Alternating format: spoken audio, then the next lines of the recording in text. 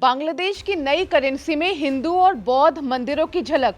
अचानक आए इस बदलाव के पीछे क्या है राजनीति? दरअसल बांग्लादेश ने हाल ही में एक नई करेंसी जारी की है, लेकिन इस बार जो सबसे ज्यादा चौंकाने वाली बात सामने आई है वो ये है कि इन नए नोटों पर हिंदू और बौद्ध मंदिरों की तस्वीरें छपी हुई हैं। जी हाँ, वही बांग्लादेश जहां से आए दिन हिंदुओं पर हो रहे हमलों और अत्याचार की खबरें सामने आती हैं। उस बांग्लादेश ने अपनी नई करेंसी में बांग्लादेश की माइनॉरिटी के रिलीजियस इंस्टीट्यूशंस को जगह दे दी है। सवाल ये उठता है कि आखिर ऐसा अचानक हृदय परिवर्तन कैसे हो गया? क्या इसके पीछे कोई गहरी रणनीति है या राजनीति, या फिर ये सिर्फ सांस्कृतिक कदम है, या फिर कोई सोची समझी साजिश? इन्हीं सवालों का जवाब देंगे हम आपको आज के इस न्यूज रिपोर्ट में। बांग्लादेश बैंक के प्रवक्ता आरिफ हुसैन खान ने मीडिया को बताया कि इन नई करेंसी सीरीज में किसी भी इंसान की फोटो नहीं होगी। उन्होंने बताया कि नई सीरीज और डिजाइन के तहत जारी किए गए नोटों पर अब किसी व्यक्ति विशेष की फोटो के बजाय नेचुरल सीन और ट्रेडिशनल साइट्स होंगे। बैंक ने 9 अलग अलग डिनोमिनेशंस में से फिलहाल 3 नोट जो 1000 टका, 50 टका और 20 टका 1 जून 2025 को जारी किए हैं। इन नोटों को पहले सेंट्रल बैंक के हेडक्वार्टर से और फिर देश भर के बाकी ऑफिसेस से आम जनता के लिए जारी किया जाएगा। इस नई पहल के तहत सबसे बड़ा और सिंबॉलिक बदलाव ये किया गया है कि इन नोटों से बांग्लादेश के फाउंडर, राष्ट्रपति और पूर्व प्रधानमंत्री शेख हसीना के पिता यानी कि शेख मुजीबुर रहमान की तस्वीर को हटा दिया गया है। ये वही मुजीबुर रहमान है जिन्होंने 1971 में पाकिस्तान से अलग होकर बांग्लादेश को एक इंडिपेंडेंट नेशन बनाने में इंपॉर्टेंट रोल प्ले किया था। आपको यह भी बता दें कि साल 1975 में एक सैन्य तख्ता पलट में उनकी हत्या कर दी गई और उनके परिवार के ज्यादातर मेंबर्स को भी मार दिया गया। अब गौर करने वाली बात यह है कि शेख मुजीब की तस्वीर वाले पुराने नोट और सिक्के अभी भी सर्कुलेशन में रहेंगे, लेकिन धीरे धीरे उन्हें भी वापस लिया जा सकता है।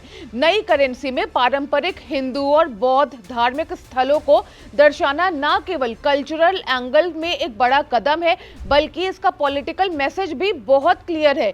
ये पहली बार नहीं है कि जब बांग्लादेश में नोटों के डिजाइन को सत्ताधारी पार्टी की आइडियोलॉजी के अनुसार बदला गया हो। 1972 में जब बांग्लादेश ने पूर्वी पाकिस्तान से अपना नाम बदलकर एक इंडिपेंडेंट देश खुद को घोषित किया था, तब जारी किए गए नोटों पर बांग्लादेश का नक्शा छापा गया था। उसके बाद जब अवामी लीग सत्ता में आई तो शेख मुजीबुर रहमान की तस्वीरों को नोटों पर प्रमुखता से जगह दी गई। वहीं जब खालिदा जिया की बांग्लादेश नेशनलिस्ट पार्टी सत्ता में थी तो नोटों पर ऐतिहासिक और हिस्टोरिकल बिल्डिंग्स को प्रायोरिटी दी गई थी।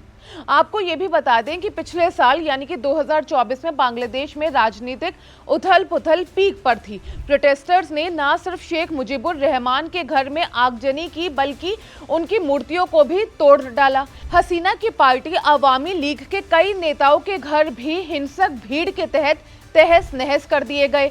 हालात इतने बिगड़ गए कि शेख हसीना को 5 अगस्त 2024 को सत्ता छोड़नी पड़ी और देश से भागना पड़ा। इस दौरान बांग्लादेश में रह रहे 8% हिंदू माइनॉरिटीज को भीषण हिंसा का सामना करना पड़ा।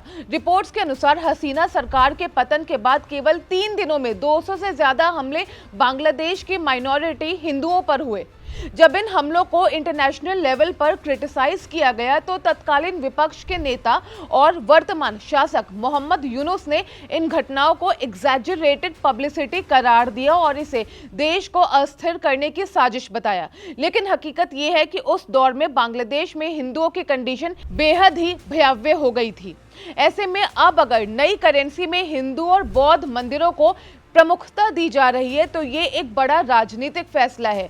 एक और ये कदम माइनॉरिटीज को आश्वस्त करने की कोशिश के रूप में देखा जा सकता है, तो दूसरी ओर शेख मुजीबुर रहमान की तस्वीरों को हटाना ये संकेत देता है कि यूनुस सरकार इतिहास के पन्नों से मुजीब की विरासत को मिटाना चाहती है। जो शख्स कभी बांग्लादेश का जनक कहा जाता था, अब उसकी छवि और यादें धीरे धीरे राष्ट्रीय प्रतीकों से हटाई जा रही हैं। नए नोटों की इस राजनीति में धर्म, इतिहास, सत्ता और पहचान की जटिल परतें छिपी हुई हैं। आने वाले समय में ये फैसला बांग्लादेश की आंतरिक राजनीति और धार्मिक सौहार्द पर क्या असर डालेगा, ये देखने वाली बात होगी।